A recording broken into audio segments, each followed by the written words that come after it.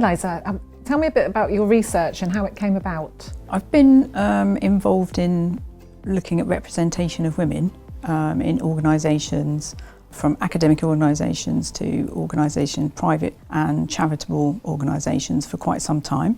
As a woman, I guess I do have a bias, and I acknowledge my bias, that I am very keen for women to be in senior positions. And as such, I've been involved in a couple of projects. Innovation project, firstly looking at how to recruit more women into a very male-dominated organisation, such as the police force or the fire service, that type of thing. One of the things that my specialist area is the recruitment process itself, and that project led us to review, identify what the pitfalls were, what happened as to why women were being not recruited in the same levels as men. And that's sort of springboarded into other projects and other research. You have an innovation project that's similar. I am doing a Innovate UK knowledge transfer partnership with a charity called Purpose Disruptors, for the advertising industry to understand the impact that they have on carbon emissions. I think it's been really key using some of those tools and skills that we've developed from our research and from the work that we've already conducted within the university. We're able to take out into broader society to be able to say, well, actually, if you start looking at how you recruit people, how you advertise for people, how people are trained then to interview, and how that will then develop into people's long-term career aspirations is really important. If we as a university don't have that representation all the way through the university to the leadership, how would another organisation take us seriously? So it's really great to see the advances that we've made as a university for having much more balanced boards, many more female professors, although I still think there's a lot of work to be done. And that's why it's such an interesting area that I think we'll spend the rest of our careers still working on. So, you know, when we conduct research, we always have things that maybe we weren't expecting in advance, which is why we do the research in the first place. So what's one of the key challenges or the key findings that you've found in the most recent research you've been undertaking? And we've been looking into the role of businesses in the nighttime economy, in particular, in preventing violence against women and girls.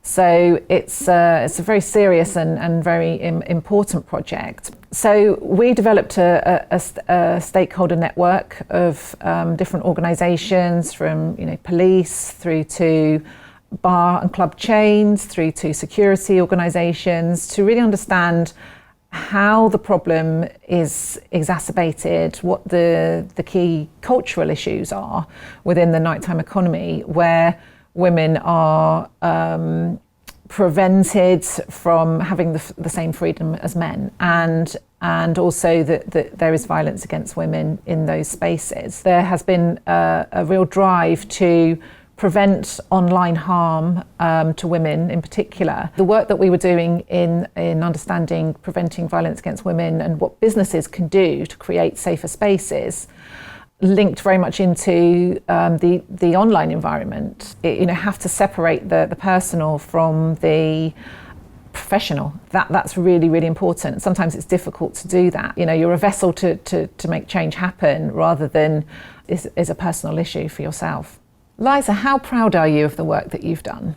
I'm very proud of all the work that I've done to try and support women into leadership positions within our own institution, as well as in the UK and overseas. I did quite a lot of work in the Middle East as well, and I'm really proud of the fact that when I go to countries and make recommendations, that they have to make changes.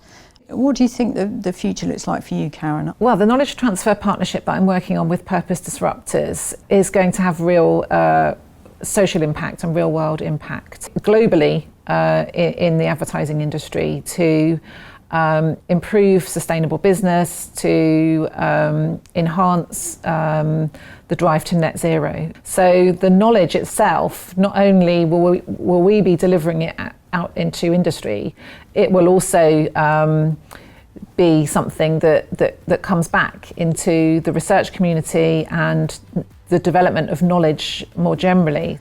Well, Karen, I'd really like to thank you for our conversation today. I've learned a lot about your KTP and the work that you're doing and your future aspirations. And it's so nice to make some time to be able to actually find out a little bit more about what's happening in your innovative work.